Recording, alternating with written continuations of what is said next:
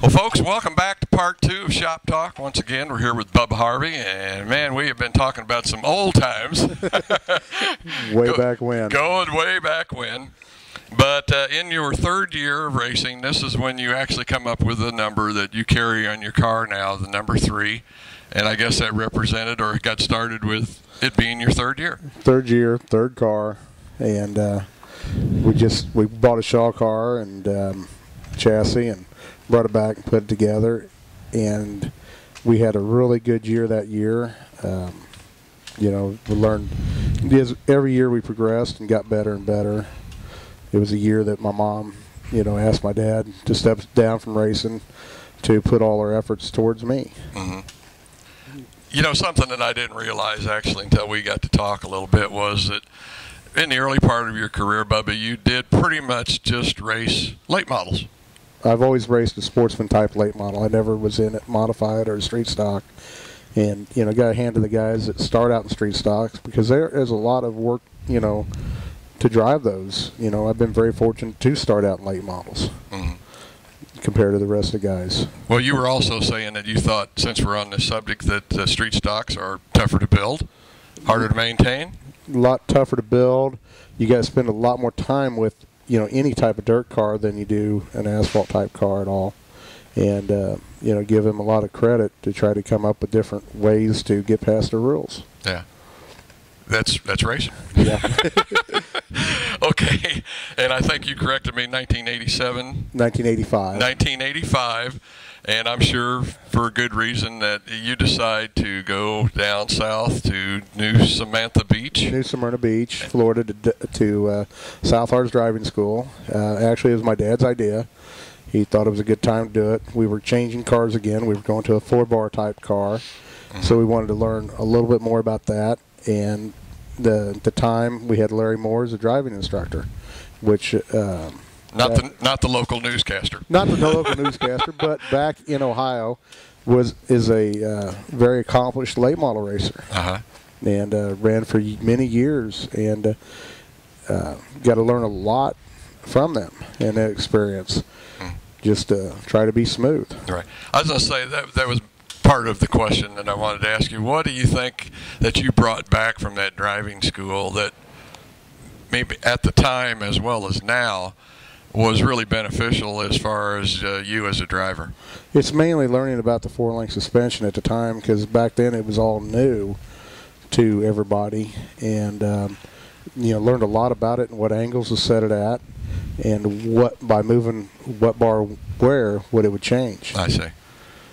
The more I do of these shop talks, and I was talking with you last night, it is a real problem when guys are changing classes, moving up or whatever, a new car, and it seems like that technical knowledge that they need as far as setting the car up and get it to work and drive the way they want to drive it seems to be one of the biggest hindrances that they have. So you were saying that a driving school might be a good thing for a lot of drivers, yes. A lot of people. And Joe Kosiski, back when I was starting, he actually told me, he took me aside and he goes, Bubba, in order to be fast, you got to be smooth. Mm-hmm. And, don't jerk the wheel. Try to, and it really stuck. Yeah.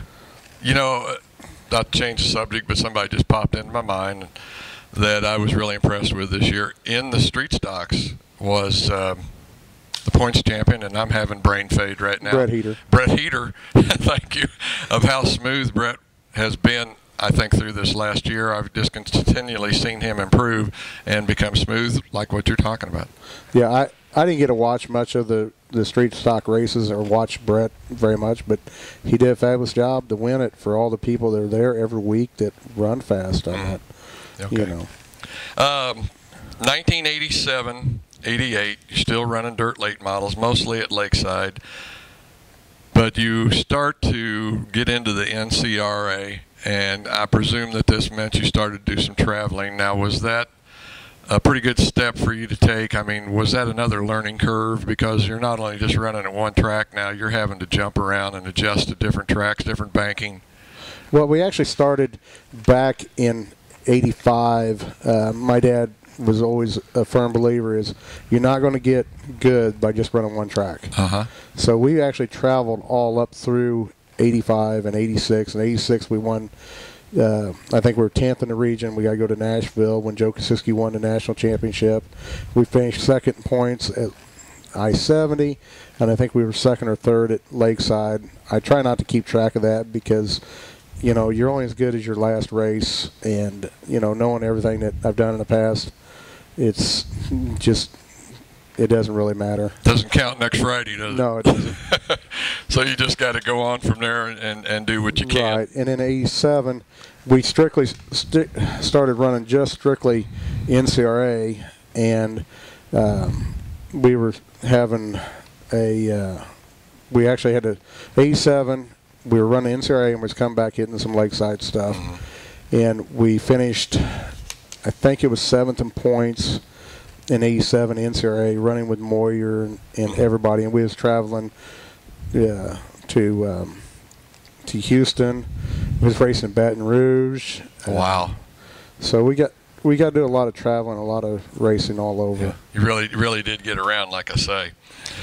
Somewhere in this time frame was probably when I first really got to know Bubba Harvey to begin with. I think I knew you as a racer, but again, as a fan in the stands, you don't get that personal upfront contact.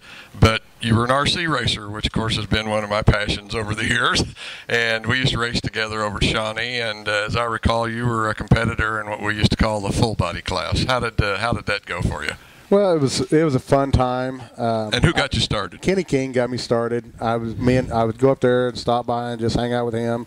And I think it was I started going over there because I took a year off from racing. And I started going up there, and he was going around doing that. And we just kind of hung out and went over there. And it was just something to do, and it was fun to do. And got to see a lot of racers. Of course, Bunny Whistler was over there running with, working on Will's cars. And well, you talk about the man. Will was super fast then. Yep. And of course, Jake was over there with Doug, and you just seen a lot of other racers over there. Yeah, Alan Lawrence. Alan was there, and I didn't see Cliff there much, but that I can remember. Yeah. But I'm kind of bad with names anyway. Yeah. I just kind of. 91 kind of brings a little bit of a switch in your racing career. This is when kind of start doing some asphalt racing, and you really start out trying to run a dirt late model on asphalt. Now, that had to be a challenge. Was it a successful year or just so? We tried to run up front. Did the best that Bubba could do.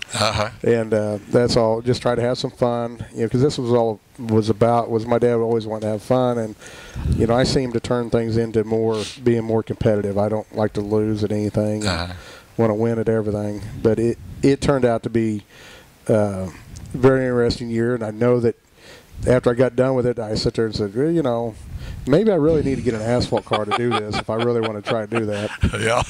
And being it's only, a mile or so away from the track, or, from the house, I bet, won't have to travel as much. So that's why we went ahead and bought an asphalt late model and got started in that. Hang around town, try a new craft, more or less.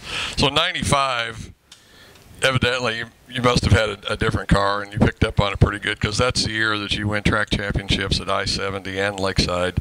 And, Bubba, that must have been a fun year. Well, it was 95, won both track championships. It was actually the same car I started with when I first went back to the asphalt late model, and I still have the car. And, they went to a two-barrel, so, we had the whole engine package changed. So it was a lot less expensive, and it was a fun year. Yeah. I was going to say, out there winning, you had to win some races to have been a track championship. Well, I can't remember how many, but we got lucky on several occasions. And it was just a fun deal to do. Yeah. Well, folks, that's just about going to wrap up part 2, and we're just now getting into Bubba's asphalt career. And we got to get through that and come back to dirt again. So we're going to be back with part 3 here in just a little bit and get up to a little bit more modern times and talk about what kind of year Bubba had this year at Lakeside. I'm sure He's going to tell us some things we're going to want to hear. So we'll be back with part 3 in just a minute.